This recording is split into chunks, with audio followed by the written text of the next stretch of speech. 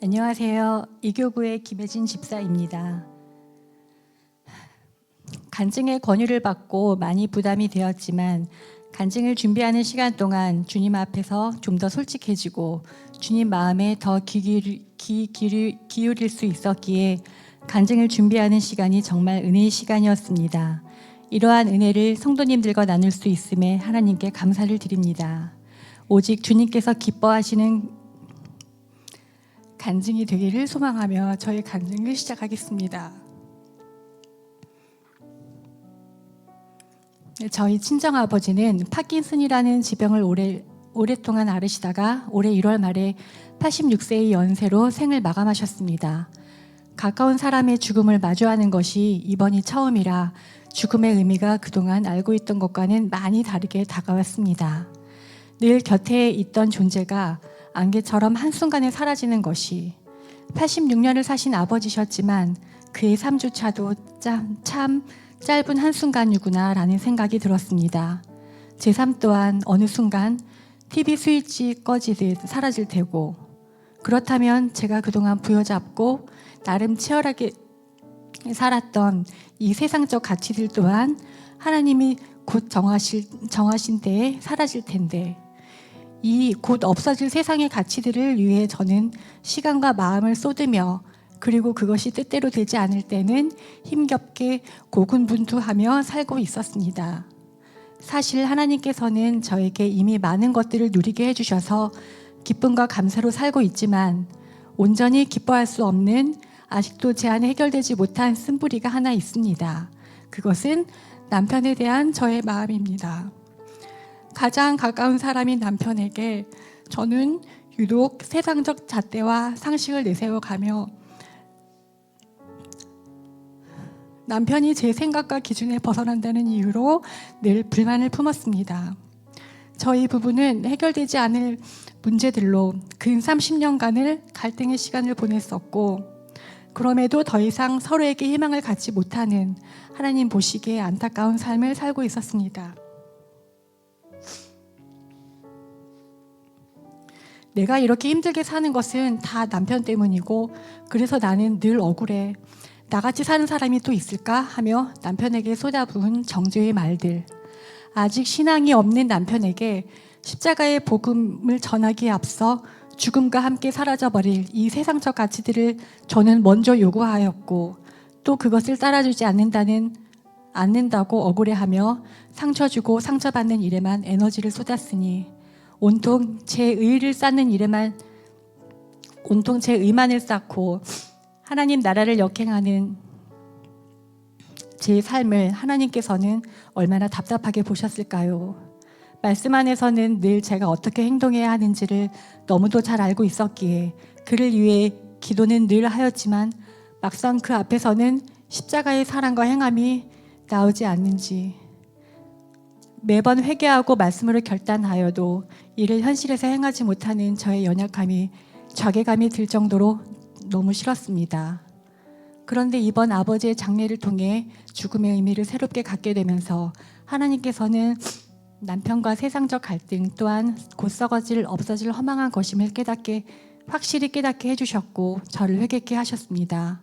죽음 이후의 삶, 저희 그리스도인에게만 주어지는 영광스러운 특권인 천국을 준비하는 삶이 이 현실에서 얼마나 현명한 삶인 것임을 다시 확신시켜주는 소중한 깨달음이었습니다.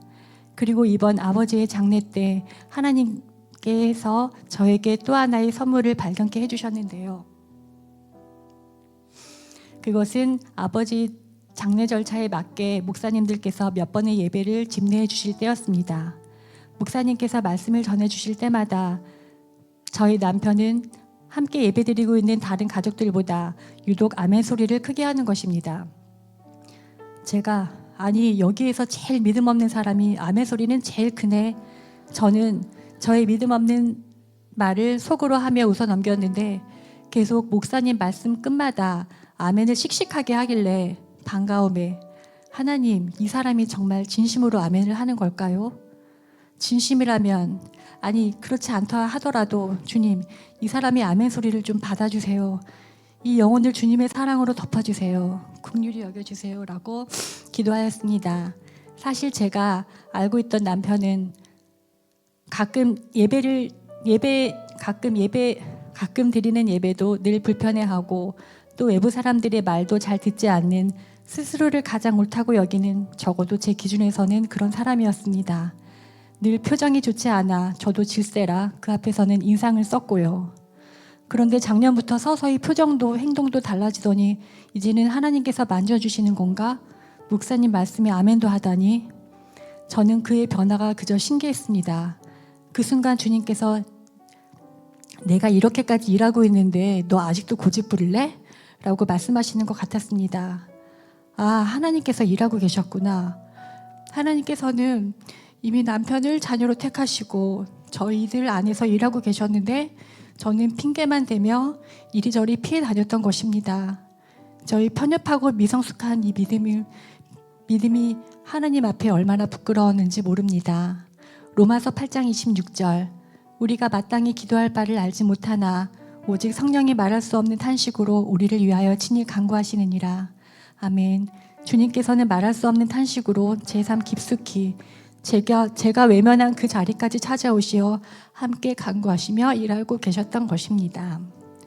이번 3주간 진행되었던 특별 새벽 예배를 함께 드리자고 권면하였을 때 남편은 흔쾌히 함께 해주었고 급기야 강대상에서 목사님의 안수도 받는 은혜를, 그런 선물 같은 은혜를 저희 부부는 누렸습니다. 주님은 저에게 이렇게까지 다 예배해 주셨는데 저는 가나안을 앞에 두고 그 한 발을 내딛지 못하는 이스라엘 백성처럼 어리석게 방황만 했던 것입니다. 이제는 남편과 함께 들었던 목사님의 말씀을 서로 공유하고 묵상도 하며 말씀을 삶으로 나누는 부부가 되기 위해 노력하겠습니다. 저의 죄성의 뿌리가 아직 완전히 뽑히지 않아 앞으로 또 어떤 죄로 넘어질지는 모릅니다. 하지만 그때마다 저에게서는 어떤 선함도 나오지 않는다는 걸 즉시 인정하고 제 삶의 확실한 근거가 되시는 예수 그리스도께만 집중하며 말씀과 기도로 예수님 곁에 꼭 붙어 있을 것입니다. 로마서 8장 2절, 그리스도 예수 안에 있는 생명의 성령의 법이 죄와 사망의 법에서 너를 해방하였음이라. 이 죄성 가득한 세상에서 방황하고 있는 저희들에게 이 세상, 이 현실에서도 천국의 기쁨을 또 자유를 마음껏 누리라고 보내주신 예수님, 그 은혜를 넉넉히 받아 누리기 위해 오늘도 예수님을 제 안에 소유하여 예수로 근거된 삶을 멋지게 살아내는 자 되도록 노력하겠습니다. 저의 간증을 들어주셔서 감사합니다. 이 모든 영광 하나님께 올려드립니다. 감사합니다.